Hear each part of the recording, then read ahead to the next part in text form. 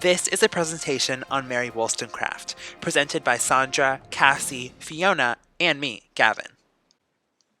So, who was Mary Wollstonecraft?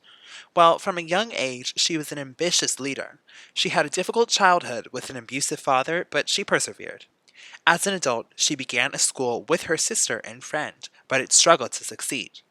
She was also a governess, and when that job fell apart, she began her career as a writer full time. Her lifestyle was not respected by many. She had a child out of wedlock with a person in Paris, and she did not want to marry William Godwin, for principal reasons, although she did eventually. So her work was often ignored, until people discovered her work later.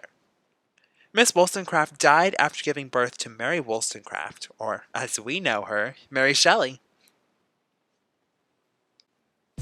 Did you know? Mary's letters and texts were often published after her death by William Godwin, her husband.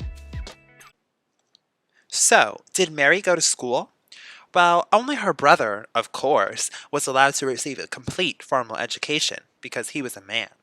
But she was still dedicated to academics. She was well acquainted with important ancient philosophers like Plato, the Bible, and even other authors like Shakespeare. She never received a complete formal education, but her strengths in translation and editing skills really got her places in life. That's how she got recognized, and she was able to start such a successful career. What about the school she created? Mary's school was unfortunately not a success. It did not fare well financially for her after her return to England from Lisbon. But she did meet an important person in the school area and often collaborated with this person, Reverend Price. He was a Christian dissenter, and she became close friends with him when she was a teacher at her school. Also, here's a fun fact about Wollstonecraft's perspective on women's education. Wollstonecraft extended on Rousseau's beliefs that women can be educated, but it has to be different than a man's education. She argued that women could be educated, but it should be in a co-ed environment. There shouldn't be schools for men and women, there should be co-ed schools. And she also emphasized the importance of education of women before marriage. Major achievements. In 1784, Mary, along with her sister Eliza and friend Fanny, founded a girls' school in London and called it the Newington Green Academy for Girls. These women opened the school in hopes of developing a prestigious reputation. Mary also founded Newington Green Academy for Girls to start a trend in necessary equality of education between men and women. However, Newington Green Academy for Girls later closed in 1786 after just 2 years of operating. Some of her many educational works include Thoughts on the Education of Daughters and a Vindication on the Rights of Women. Thoughts on the Education of Daughters reflects on the female conduct and how to care for a child. A Vindication of the Rights of Women, as Cassie will mention, was a response to the attack on feminist education, and additionally argues that women being educated is necessary because they educate their children. Wollstonecraft wrote Vindication of Women in 1792 in response to the attack on feminist education, specifically from Rousseau. She wrote, "Meek wives are in general foolish mothers," because she believed that women must be intelligent in their own right to have power over themselves.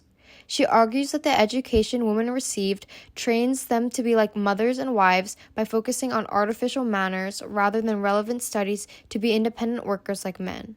Therefore, the men at that time had a false expectation of women's abilities, like they are naturally docile and only want to be housewives. In her book, she advocates for co-education in schools so women can be given the same chance that men have for a successful career and to be allowed to grow a passion outside of housework. She also emphasized the importance of a healthy family setting. Having an intelligent mother and a father who is a friend and not a tyrant is necessary so a child can be educated at an early age of a more progressive gender roles starting at home. Mary Wollstonecraft's influence on Frankenstein. Specifically, when Caroline visits the peasant villages and adopts Elizabeth, this is an example of Wollstonecraft's idea that women should do charitable things even though they are of high status. Due to Mary Wollstonecraft being regarded as one of the first feminists, it is interesting that Shelley chose the main character to be an ambitious, smart man, not a woman, possibly to show the failure of man. Elizabeth cherishes life by passionately mourning the deaths of William and Justine, while Frankenstein experiments with life and death, and then privately has to face the consequences of causing William and Justine's deaths. Again, another example is Frankenstein's stable childhood and good family relations, as stated on page 19. No human being could have passed a happier childhood than myself. Frankenstein's early life is representative of the vindication of the rights of women, specifically in terms of family roles. Wollstonecraft hoped to teach women to be better mothers and wives.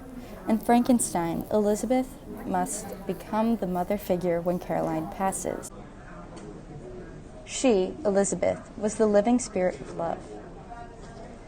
And Caroline's dying wish for Elizabeth is that she must supply my place to my younger children. And again, the use of money for charitable purposes, Caroline taking in Elizabeth. Wollstonecraft has a strong, positive stance on morals, independence, and reason for women. Elizabeth is calm, yet she is also smart and independent. She ends up taking the role of motherly responsibility for her siblings, showing the complexity of women being intelligent while also being mothers. Here are some of the sources we used in our project.